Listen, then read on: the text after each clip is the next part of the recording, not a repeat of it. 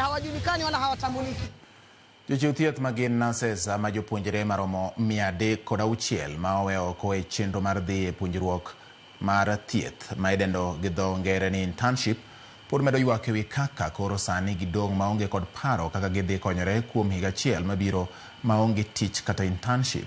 Jopuonjrego thothgi wuok e kaunti ma Kisii kod Nyamira kendo gichokore mar nyiso kuyo margi kod ywak ne migawo mar thieth.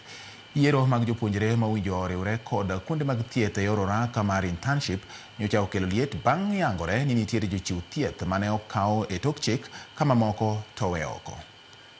We are not happy with what the CS has done, and right now we are calling for justice because revoking our internship offer letters, it just means damage to ourselves because we were prepared mentally, financially, and everything we have put into this has already it's being shown that like it's in vain. We've spent so much to be here. Personally, I come from all the way from Nakuru, Nikamigrate huko, and right now I'm being told that my internship have been cancelled. All this through my book is already filled, and now going back to take my letter in the name of it has been cancelled. It really, it doesn't make sense. Remember, we submitted our documents and everything for almost 3 times. Number one, the school submitted our list.